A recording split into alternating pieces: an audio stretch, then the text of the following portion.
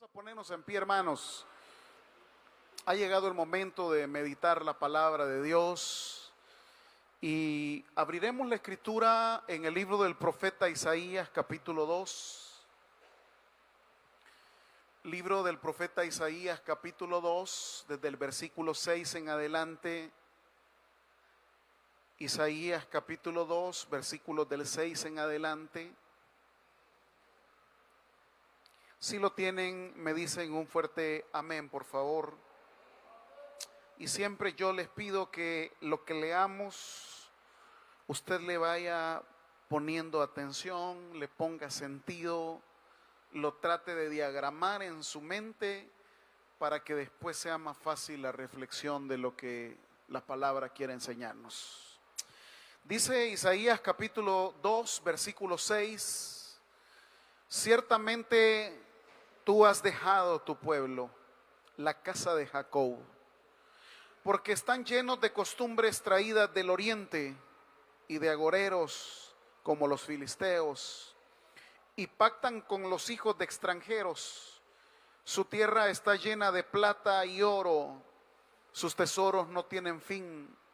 También está su tierra llena de caballos y sus carros son innumerables. Además, su tierra está llena de ídolos y se han arrodillado ante la obra de sus manos y ante lo que fabricaron sus dedos. Y se ha inclinado el hombre y el varón se ha humillado. Por tanto, no los perdones. Métete en la peña, escóndete en el polvo de la presencia temible de Jehová y del resplandor de su majestad. La altivez de los ojos del hombre será abatida y la soberbia de los hombres será humillada, y Jehová solo será exaltado en aquel día. Porque día de Jehová de los ejércitos vendrá sobre todo soberbio y altivo, sobre todo enaltecido y será abatido, sobre todos los cedros del Líbano altos y erguidos, y sobre todas las encinas de Basán, sobre todos los montes altos, y sobre todos los collados elevados, sobre toda torre alta y sobre todo muro fuerte, sobre todas las naves de Tarsis y sobre todas las pinturas preciadas. La altivez del hombre será abatida y la soberbia de los hombres será humillada, y solo Jehová será exaltado en aquel día. Y quitará totalmente los ídolos, y se meterán en las cavernas de las peñas y en las aberturas de la tierra por la presencia temible de Jehová y por el resplandor de su majestad, cuando Él se levante para castigar la tierra. Aquel día arrojará al hombre, a los topos y murciélagos, sus ídolos de plata y sus ídolos de oro que le hicieron para que adorase. Y se meterá en la hendidura de las rocas y en las cavernas de las peñas por la presencia formidable de Jehová y por el resplandor de su majestad, cuando se levante para castigar la tierra. Dejaos del hombre cuyo aliento está en su nariz, porque ¿de qué es él estimado? Padre, esta noche estamos delante de tu presencia, pidiéndote, Señor, que tu palabra nos instruya, nos ilumine, para que podamos nosotros llegar a la comprensión del mensaje que tienes para nosotros. Exhórtanos, edifícanos, consuélanos a través de la palabra, que no vuelva vacía. Señor, usa mis labios para poder transmitir un mensaje bíblico, un mensaje coherente y ordenado, y también, Señor, un mensaje que también nos llame a cosas que sí podemos realizar. Porque todo te lo pedimos en el nombre de Cristo Jesús, y toda la iglesia dice amén. Siéntense, amados hermanos. Muy bien.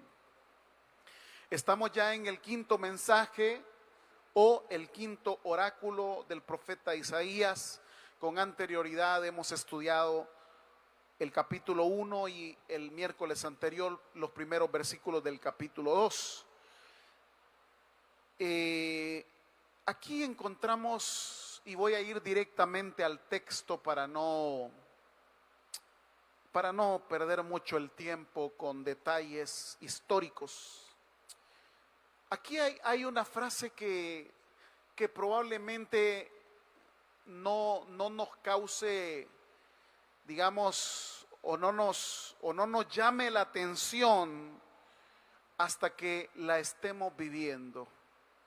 La primera frase que ahí aparece en el versículo es: ciertamente tú has dejado tu pueblo, la casa de Jacob. Esa es una primera frase que pareciera ser retórica, que pareciera ser que es parte de las emociones del profeta Isaías, que nosotros al leerla, ¡ey! Dejó el Señor al pueblo. Pero solamente aquellos que lo hemos vivido sabemos la tragedia que significa el que Dios nos deje a nosotros. El que nosotros dejemos a Dios, pues no causa, digamos, en Dios mayor crisis, mayor tragedia. Yo dejo a Dios y Él sigue siendo Dios. Él sigue estando en su trono. A Él no le falta nada. Yo dejo a Dios y quizás yo me ponga a meditar, le dejo de cantar, le dejo de adorar, le dejo de ofrendar, le dejo de servir. Pero a Dios no le pasa nada. Dios tiene miles de millones de personas alrededor del mundo sirviéndole, adorándole. Dios tiene ángeles y tiene arcángeles, como dice Isaías, que guardan su santidad día y noche, como dice Apocalipsis, perdón.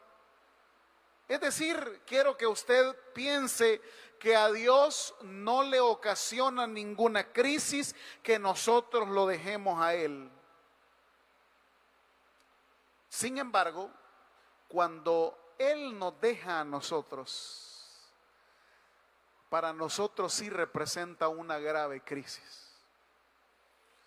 Porque el problema es que los hijos de Dios, los creyentes, no podemos hacer absolutamente nada sin su misericordia y sin su gracia. Solo el hecho de estar vivos es porque su misericordia fue nueva cada mañana para nosotros. Pero una cosa es que cuando Dios nos deja, es la peor situación que alguien puede experimentar. Por eso lo primero que el profeta nos va a enseñar, o que Dios nos va a enseñar a través del profeta, es cuidadito con que Dios nos deje, así como dejó a su pueblo. Porque cuando Dios estuvo con su pueblo, Israel vino a ser un pueblo envidiado. Israel vino a ser un pueblo ejemplar que las naciones decían: ¿qué Dios es el que tiene esa nación? Pero una vez Dios dejó a su pueblo, cayeron en manos de los ejércitos enemigos hasta destruirlos por completo. Porque las batallas que libraba Israel no era por su poderío o capacidad. Las batallas que libraba Israel era porque Dios estaba luchando por ellos. Porque su espíritu era el que luchaba en favor de su pueblo. Por eso a un profeta le dice que escriba que no es con espada ni con ejército, sino que es con su Santo Espíritu. Pero aquí el texto dice: pero tú has dejado a tu pueblo. ¿Qué representó para Israel que Dios lo dejase? Representó la ruina. Representó la peor tragedia en toda la historia de los hebreos, porque Dios los dejó. El mismo profeta Isaías habla de que fue por un momento, pero ese momento representó que Israel fue barrido por los enemigos. Hoy quiero transmitir ese mensaje a nosotros. Hermanos, no lleguemos al punto de que Dios nos deje. Ya vamos a ver en el segundo punto por qué razón dejó Dios a la casa de Jacob. Ya lo vamos a aprender. Pero quiero meditar en el primer punto acerca de qué es lo que nos pasa cuando Dios nos deja a nosotros. Sucede que usted no ve cómo salir de tanta dificultad. Sucede que a usted no le sale bien absolutamente nada, pero no es porque usted tenga mala suerte. No es porque usted no tenga ese ánimo de salir adelante y, como se dice coloquialmente aquí en nuestro país, no se rebusque. Claro que nos rebuscamos, claro que queremos salir adelante, pero hay un problema: Dios nos ha dejado. Y cuando Dios nos deja, usted va a encontrarse en una situación que nada sale bien. Probablemente no tiene trabajo, no encuentra trabajo. Quizás su currículum tiene las capacidades para acceder a un trabajo y usted ya fue. Le llamaron, lo entrevistaron y entonces usted llegó seguro a su casa creyendo: hey, yo voy a ser el que van a contratar, y al final solo le dijeron: nosotros le vamos a llamar, y ya van 2 semanas y no le llamaron. Pero hay un problema, y eso se llama el alejamiento que Dios tiene de nosotros. No porque Dios sea malo, no porque Dios quiera que nosotros nos vaya mal, sino que nosotros mismos hemos alejado a Dios con nuestras acciones, que es el segundo punto. Pero primero yo quiero que usted sepa las consecuencias de que Dios esté lejos de nosotros. Hay etapas de la vida de los seres humanos. Hay quienes hemos vivido este alejamiento de Dios, y quiero decirle, amados hermanos, que cuando vivimos este alejamiento es una situación tan terrible, porque como dice Isaías 1, aunque usted multiplique la oración, yo no voy a responder, dice Dios, yo voy a cerrar mis oídos. Aunque multiplique los ayunos, sí, pero a mí eso no me convence. Que me enfermo de una cosa, me enfermo de otra, fui al hospital, me dijeron esto. Entienda de una vez, el problema es que Dios se ha alejado de usted, hermanito. ¿No quiere comprender usted eso? No es cuestión de que no, es que me han recomendado una medicina y esa medicina me va a ayudar. No, mire, la medicina no le va a ayudar. Primero usted tiene que arreglar la distancia que hay entre Dios y usted. Y tiene que comprender las razones que llevaron a Dios a alejarse de nosotros. Si usted no arregla eso, todo lo demás que usted haga, eso no sirve. Y se lo estoy diciendo con conocimiento de causa. Yo viví una época en mi vida que Dios se alejó de mí. Y quiero decirle, hermano, que no, una cosa tan terrible de no encontrar empleo, de no encontrar un camino, de no encontrar una salida, de que los cielos se cerraron. Y no era cuestión de buscar amigos, no era cuestión de ir a las empresas, no era cuestión, no. El problema era la distancia que yo había puesto y las razones que hicieron que Dios se alejara de mí. Por eso esta noche quiero que usted sepa que es una terrible situación cuando Dios nos deja a nosotros. Probablemente la misericordia de Dios sea tan grande que no nos deja para siempre. Por eso es que el mismo profeta Isaías dice: por un momento fue tu enojo, pero tu amor dura toda la vida. Claro, pero en ese momento de su enojo viene a su vida una cosa, viene otra desgracia, viene otra deuda, que chocó el vehículo, que apareció en el Bloom con su hijo, que lo otro. Dios lo ha dejado, Dios la ha dejado. Y ahora vamos a ver el segundo punto. ¿Por qué Dios nos deja? El versículo número 6 nos sirve para poder darnos cuenta la situación que Dios nos ha dejado. Pero desde el versículo 6 también podemos comprender las razones específicas. Quiero que noten una frase que se va a repetir en el versículo 6, en el versículo 7 y también en el versículo 8. Y usted la notará, después se la voy a preguntar. Vamos a leerlos. Ciertamente tú has dejado, dice el 6, a tu pueblo, la casa de Jacob, porque están llenos de costumbres traídas del oriente y de agoreros como los filisteos, y pactan con hijos de extranjeros. Su tierra está llena de plata y oro, sus tesoros no tienen fin. También está su tierra llena de caballos y sus carros son innumerables.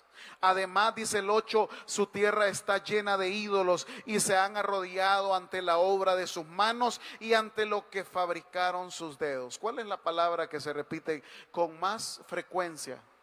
A ver, ¿cuál es? ¿Cuál es? No les oigo, hermano. Tierra, no. La palabra llena. Yo les he dicho que el hebreo es tan fácil de entender el idioma que solo basta comprender la palabra clave del pasaje. Y la palabra clave de estos tres versículos, que son el 6, el 7 y el 8, es que el pueblo, Dios lo dejó porque ellos, en lugar de llenarse de Dios, ¿de qué se llenaron? Sí, versículo 6, miren de qué se han llenado. Primero, ¿de qué se llenaron? De costumbres traídas de oriente y de agoreros como los filisteos. Habían en esta cultura y también en la nuestra, había una cierta especie de adivinadores, de personas que con ciertas hierbas, con ciertos, digamos, conjuros, hacían que las personas recurriesen a ellos en busca de descifrar el futuro. Pero aquí hay un problema. Cuando el pueblo busca que una persona le descifre el futuro, quiere decir que el pueblo va a estar más confiado en lo que dicen estos adivinadores, en lo que dicen estos agoreros, que en lo que Dios tiene preparado para nosotros.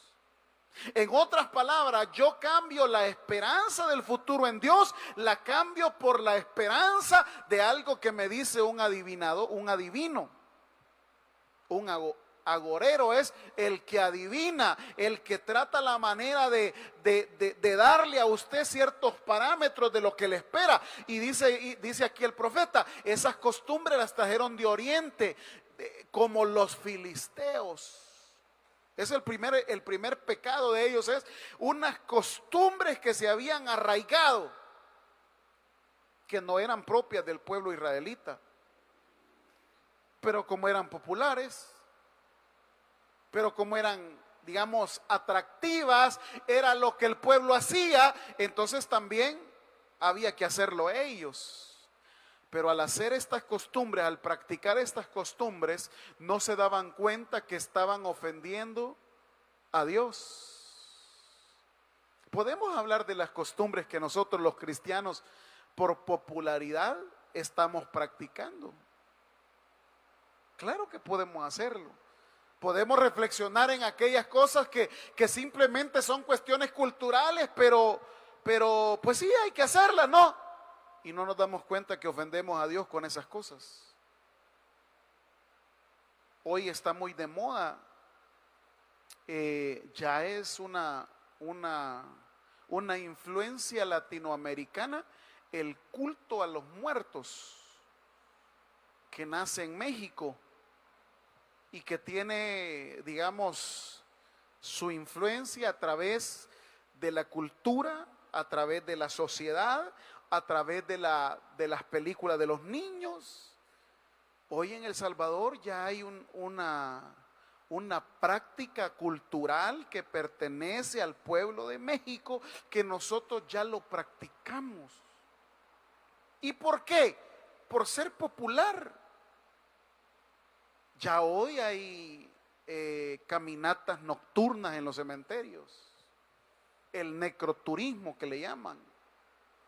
Ya hoy hay, ¿cómo se llama?, desfiles del Día de los Muertos donde se visten esto y lo otro. Y la pregunta es, ¿y yo con eso cómo estoy honrando a Dios? Porque en lugar de estarle dando culto a los muertos, yo debería de mejor alabar al Dios que vive. ¿No cree usted? Y así muchas cosas más. Pues esto hizo Israel. Comenzó a practicar costumbres. ¿Cuántos de nosotros practicamos costumbres? No, pues es que eso es cultural. ¿Y cómo uno no va a ir a las fiestas patronales? ¿Y las fiestas patronales son para rendirle culto a Dios? No, son para rendirle culto al patrono de la ciudad. ¿No sabía eso usted? Y todo lo que se hace es en nombre del patrono. Y en lugar de rendirle culto a un santo, yo mejor le vengo a rendir culto al que es 3 veces santo y su nombre es Jehová de los ejércitos. Gloria al Señor. Bueno, digo, no critico pues, pero yo escuchaba a un cristiano el otro día que se congrega en una iglesia estar invitando a un novenario, a un cabo de año. No, pues que la familia hay que, hermanito, mire, nosotros, o sea, respetamos, nos damos, sí, claro que los respetamos, pero nosotros, lastimosamente, nuestra fe no está puesta en eso. Nuestra fe está puesta en la resurrección. Nuestra fe está puesta que cuando alguien parte de esta tierra, decimos ausentes en el cuerpo, presentes al Señor. Y digo, y lo estoy diciendo con mucho respeto, ¿no? Pero hay cosas, hay prácticas que no son propias de un creyente en Dios. Ellos lo hacían a través de agoreros, lo hacían a través de estas cosas que hacían. Había otro elemento también, este era el elemento religioso. El otro era, pactan con hijos de extranjeros. Es decir, o sea, ya no era una situación de ver que como pueblo de Dios agradasen a Dios, sino que ellos ya no les importaba. Voy a seguir adelante porque no me va a alcanzar el tiempo, solamente estoy a nivel del primer punto, que es el hecho de dar la razón por la cual Dios se alejó. Versículo 7. Su tierra, dice el 2:7 de Isaías, su tierra está llena de plata y de oro, sus tesoros no tienen fin. También está su tierra llena de caballos y sus carros son innumerables. Es decir, el pueblo llegó a tal situación de creer que porque le estaba yendo bien significaba que la bendición de Dios estaba con ellos. No. Hay gente que piensa, no, es que mira, yo desde que ya no voy a la iglesia me está yendo tan bien y estoy bendecido. Si usted le está yendo bien y no está adorando a Dios y honrando a Dios, entonces esa riqueza no viene de parte de Dios. Dice el proverbio que las riquezas que vienen de parte de Dios son aquellas que no nos extravían. Es decir, yo no voy a perder el hecho de mi devoción a Dios, de mi servicio a Dios, de mi dedicación a Dios, por el hecho de estar acumulando plata y oro. Hay gente que yo conozco que está bendecida, pero que saben ellos que la prioridad en su vida es Dios. Es Dios. Muy empresarios pueden ser. Yo conozco un par, no les puedo llamar mis amigos, pero sí conozco un par de personas que, mire, son tan bendecidas, pero usted no los ve perderse sus cultos. Yo tengo un conocido que, mire, él todos los días viernes Él no se pierde el evangelismo nocturno en la iglesia donde él se congrega, en el ministerio que él va. Él no se lo pierde. Eso pasa, llueve, truena, haya relámpagos, lo que sea. Y quiero decirle algo, él tiene la capacidad de, en lugar de hacer él lo que se hace para ir a predicar el evangelio, ir a regalar comida, ir a visitar bares, ir a visitar prostíbulos, él tiene la capacidad de pagarle a unas 5 personas para que hagan eso por él cada viernes. Pero me dice, no, esto no es cuestión de pagarle a los empleados, esto es cuestión del compromiso que yo tengo con Dios. Es decir, todo lo que Dios le ha dado no lo ha alejado de las cosas que siempre hizo. Porque lo hacía cuando no tenía nada y lo hace ahora que Dios le ha entregado tantas cosas en su mano. Lo hace. El año pasado estuve estrenando un microbús Hi-Ace año 2024, full extras, comprado por él para usarlo en el ministerio. ¿Qué le parece? Así sí, con todo, de una cuestión de dar para las cosas de Dios. ¿Por qué? Es el compromiso que él tiene con Dios. Y Dios lo tiene como, ¿qué le digo? Increíble todo lo que Dios lo bendice. Pero ¿a cuál punto quiero llegar? Israel dice, esta plata y oro que tengo es bendición de Dios. No, porque esa plata y oro que tenían, en lugar de acercarlos a Dios, los había alejado. Cuando usted tiene cosas, dinero, trabajo, vehículo, todo eso, pero esas cosas lo que han hecho es catapultarlo para amar más a Dios, entonces a eso se llama bendición. Pero cuando usted de repente tiene un trabajo, tiene un negocio, ahí está el hermanito y dice, Dios me está bendiciendo, viera pastor, es tan bendecido que hoy ya no me queda tiempo para congregarme. ¿Le llamaría usted a eso bendición? Porque la misma Biblia dice, pues, mas buscad primeramente, ¿qué? Mire, estoy tan bendecido que para el domingo ya tengo ocupado lo que voy a hacer. Eso no es bendición, eso se llama esclavitud. Porque la Biblia dice que el día domingo es el día que descansamos para alabar a Dios. No, la bendición es que de lunes a sábado Dios es más que suficiente para mí. No sé si me estoy dando a entender, hermano. Entonces Israel creyó que esta plata y este oro, eso era la bendición. Versículo 8. Además dice, su tierra está llena de ídolos, se han arrodillado ante la obra de sus manos y ante lo que fabrican sus dedos. Aquí el pueblo comenzó a adorar lo que ellos mismos fabricaban. Comenzó a idolatrar aquellas cosas que ellos mismos hacían. Fíjese que antropológicamente estuvimos en un diálogo una vez de unos antropólogos de cómo era posible que el hombre tuviera la capacidad religiosa de adorar algo que él mismo ha hecho. No sé si me doy a entender con eso. ¿Cómo es posible, decía el antropólogo, que un hombre tenga la capacidad de adorar algo que él mismo ha hecho de barro, de bronce, de qué más, de mármol, de madera, de todo eso? ¿Cómo es posible? Por eso la Biblia habla de Dios, de que Él no quería que se hiciese imagen de Él. ¿Para qué? Para que no se adorasen cosas hechas por los hombres. Porque el hombre, cualquier cosa que ve ya la adora. Cuando Moisés se fue a recibir los mandamientos al monte, si medio había pasado el tiempo, ¿y qué encontró abajo? Que el pueblo había hecho 2 becerros de oro. ¿Y qué estaban haciendo? Adorándolo.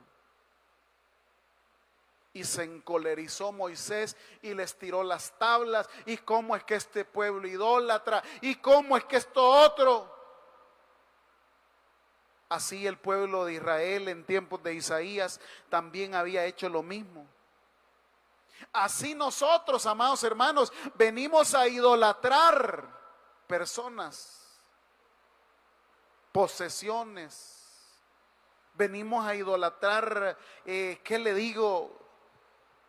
¿Cómo es posible que una madre, por ejemplo, tanto que le pidió a Dios por un hijo, y que ese hijo, en lugar de ser el mecanismo por el cual esa madre esté más dedicada a Dios al 100%, ese hijo viene a ser un ídolo? Porque no vino porque el niño tenía catarrito. Porque no vino porque había que plancharle la ropita al niño. Hermanita, ¿y quién le dio ese niño, pues? ¿Y quién le da para mantener ese niño, pues? ¿No sería mejor venir a honrar y bendecir el nombre de aquel que hace posible todo lo que somos y tenemos? Ese es el problema. Nosotros idolatramos rápido. Idolatramos personas, idolatramos relaciones.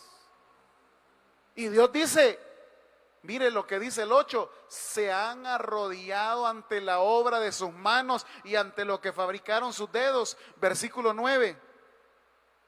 Y se ha inclinado el hombre, dice el versículo 9, y el varón se ha humillado, dice Isaías, y por lo tanto no lo perdones. O sea, al mismo profeta le causa un poco de pena cómo el pueblo le ha pagado a Dios. Entonces ahí tenemos los dos puntos, los dos primeros puntos. El primero es el alejamiento de Dios, que ya vimos que es lo peor que puede pasarnos. Y el segundo punto, desde el versículo 6 al 9, que es la razón por la cual Dios se ha alejado. Y como dijimos que la palabra clave era llenar, yo quiero hacer una reflexión con ustedes esta noche. ¿De qué se ha llenado nuestras vidas? ¿Se ha llenado de Dios o la hemos llenado de otras cosas? Algunos la hemos llenado de bendiciones, de dinero, de propiedades. Otros la hemos llenado de relaciones. Otros la hemos llenado de cosas que hemos construido. No la hemos llenado de Dios. Aquel corito que dice, mi vida está llena de ti. ¿Será cierto que nuestra vida está llena de Dios? ¿De qué estamos llenos, pues? El pueblo se llenó de todas estas cosas cuando debía de estar lleno de Dios. Debía de estar lleno de la relación con Yahvé. Pero ellos prefirieron llenarse de socios. Prefirieron llenarse de plata, de oro, de ídolos. Prefirieron llenarse de prácticas de ir a los agoreros, a los adivinos. ¿Y qué encontraron? El alejamiento de Dios. Y desde el versículo, y este es el tercer punto, desde el versículo 10 hasta el versículo 21 viene una sección. Tal vez me ayudan, que ya no sé si la máquina se trabó, pero ya no pasaron del versículo 8. Desde el versículo número 9 hasta el versículo 21 viene una sección que usted va a notar. Esta es una especie de poema que hace Isaías, en donde están claras dos posturas. Primero, la postura que el hombre será humillado, y segundo, que el único que va a ser exaltado es el Rey de Reyes y Señor de Señores. Quiero leerlo con ustedes para después darle la respectiva aplicación. Mire cómo dice el versículo 9. Se ha inclinado el hombre, el varón se ha humillado, por tanto no los perdones. Métete en la peña, escóndete en el polvo de la presencia temible de Jehová y del resplandor de su majestad. Y aquí comienza esa especie de antítesis. La altivez de los ojos del hombre, ¿qué va a hacer? Abatida. La soberbia de los hombres, ¿qué va a hacer? Humillada. ¿Y qué dice? Y solo Jehová será exaltado aquel día. Mientras el hombre va para abajo en su arrogancia, Mientras el hombre va para abajo en su orgullo, Dios siempre se mantiene en lo más alto. Sigo leyendo, versículo 12, porque el día de Jehová de los ejércitos vendrá sobre todo soberbio y altivo, sobre todo enaltecido, y será abatido. Y hay una especie de metáfora de los Líbanos, dice, sobre todo los cedros del Líbano altos y erguidos, sobre todas las encinas de Basán, sobre todos los montes altos y sobre todos los collados elevados, sobre toda torre alta y sobre todo muro fuerte. Ya le explico lo que significa todo eso. Sobre todas las naves de Tarsis, sobre todas las pinturas preciadas.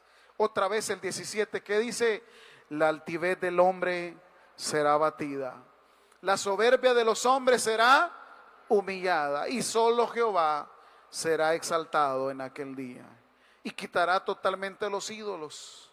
Mire el 19, esto es lo más dramático.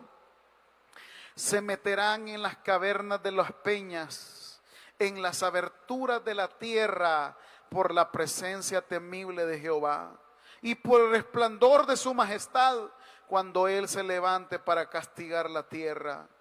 Aquel día arrojará al hombre. ¿A dónde lo va a arrojar? Dice, hermanos, a los topos y a los murciélagos, sus ídolos de plata y sus ídolos de oro que le hicieron para que adorase. Y se meterá, dice el 21, en las hendiduras de las rocas y en las cavernas de las peñas, por la presencia formidable de Jehová y por el resplandor de su majestad, cuando se levante para castigar la tierra. Aunque tiene un tono, digamos, escatológico por el día de Jehová, pero la enseñanza es que delante de Dios todos esos que se sienten poderosos van a tener que esconderse. Y esto va, digamos, en la misma sintonía que Apocalipsis, cuando dice que Dios va a juzgar a las naciones. Y a mí me encanta ese pasaje, porque dice que cuando Él se ponga en el trono, se van a poner de pie delante de Él, los grandes, los pequeños, todo mundo se tienen que poner de pie delante de la presencia de Dios. Es decir, todos aquellos que se creen poderosos, todos aquellos que se creen que por tener dinero, que se creen intocables, dice la Biblia en Apocalipsis, todos ellos deben de estar delante de Dios y tienen que estar de pie por la presencia de Dios. ¿Cómo interpretamos esto, pastor? Para nosotros, esto, hermano, significa o yo me humillo o el Señor me humilla, porque Dios abate a los soberbios y da gracia a los humildes. Israel se sentía orgulloso. Tenían plata, tenían oro, tenían caballos, tenían pactos con otras naciones, habían hecho alianzas. Y dice Dios, pero les voy a dar un escarmiento. Pero les voy a enseñar que el único poderoso soy yo. Y por eso tiene esto del versículo 9 en adelante hasta el versículo 21. Usted va a encontrar la presencia de Dios hace que el hombre se vaya a esconder y se vaya a donde están los topos y los murciélagos. ¿Y a dónde están ellos? En las cuevas. Y todo delante de Dios tiene que humillarse. Por eso dice el otro versículo, para que delante de Él se doble toda rodilla de los que están en los cielos, en la tierra, y aún todo mundo todo mundo debe de doblar rodillas delante de Dios. Ahora usted entiende por qué hay personas que después de ser personas orgullosas, después de tenerlo todo, terminan sin nada, porque no quisieron reconocer la grandeza de Dios en sus vidas. Pregúntele a los hermanos que han vivido esto. Pastor, si mire, yo llegó un tiempo de mi vida que yo tenía esto, que yo tenía lo otro, que yo tenía aquello, ¿y qué pasó? Lo perdí. ¿En serio? Sí, lo perdí, porque esa fue la única manera que Dios me hiciera llegar de nuevo a su presencia. Hermano, ¿y no era más fácil que usted se hubiera humillado teniendo las cosas que tenía? Era más fácil porque usted no hubiera pasado esta calamidad. Pero como uno es necio, como uno es terco, como uno prefiere no por las buenas, prefiere por las malas. Y ahí usted tiene aquella hermana que era bélica, que era orgullosa, que era altanera y que nadie le podía decir nada. Hoy, ¿cómo la tiene? Acabada. Dios abate a los soberbios y da gracia. El mensaje es: mejor me humillo ante Dios antes que de todas maneras Él haga que yo me humille. Porque una cosa le quiero garantizar: de que nos humillamos delante de Dios, lo vamos a hacer. Solo que nosotros decidimos cómo. En esa etapa de mi vida, yo le dije al Señor: Señor, un domingo, fíjese, yo reconozco esto en mi vida. Te pido perdón. Yo bien lo recuerdo, ese día puse yo mi rostro en la tierra y le dije: más bajo de lo que yo estoy, ya no puedo estar. Eso fue un domingo. Mi vida cambió el martes. De tener un año de no encontrar trabajo, el martes, sin yo buscarlo, me llama un arquitecto amigo y me dice: hey fulano, fíjese que estuve hablando con el ingeniero tal. Ah, ¿de veras? Sí. Y fíjese que me dice que quiere a alguien que trabaje como usted. ¿En serio? Sí, dígale al fulano de tal que lo manda el arquitecto tal y que yo lo refiero a usted porque yo lo conozco y no sé qué. Vaya, yo le voy a hablar. Un año sin encontrar trabajo de nada. Y le hablo al ingeniero tal, le habla fulano de tal, me refiere al arquitecto: venite para acá. Y yo había dicho en mi mente: pues no importa que me paguen en aquel entonces, no importa el salario mínimo, eran 300 y pico, $400, no me acuerdo, no importa que me paguen eso.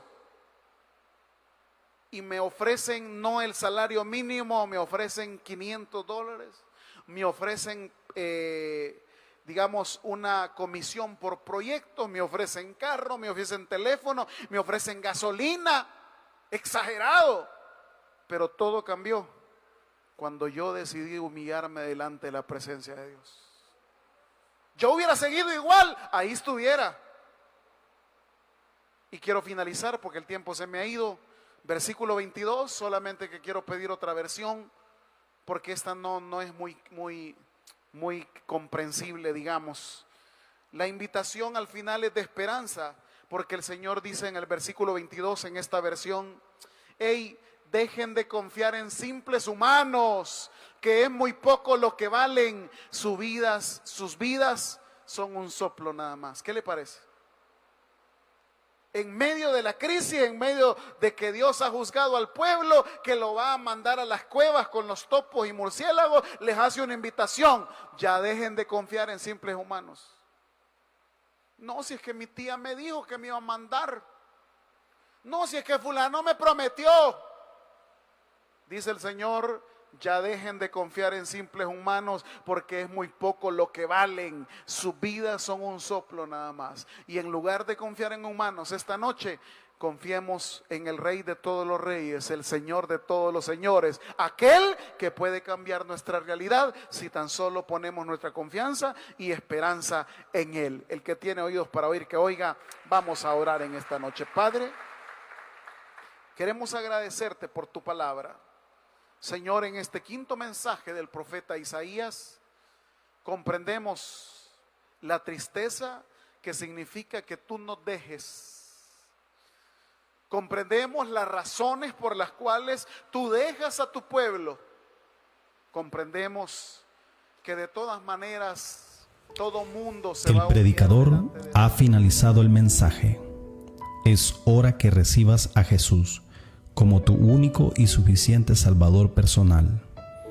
Hazlo de la siguiente manera: Señor Jesús, yo te recibo hoy como mi único y suficiente Salvador personal. Creo que eres Dios, que moriste en la cruz por mis pecados y que resucitaste al tercer día. Me arrepiento, soy pecador, perdóname, Señor. Gracias doy al Padre por enviar al Hijo a morir en mi lugar.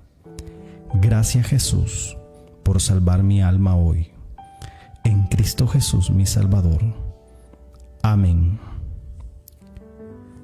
Si has hecho la oración con todo tu corazón, te damos la bienvenida a la familia de la fe. La Biblia dice en Juan capítulo 1, versículo 12: mas a todos los que le recibieron, a los que creen en su nombre, les dio la potestad de ser hijos de Dios.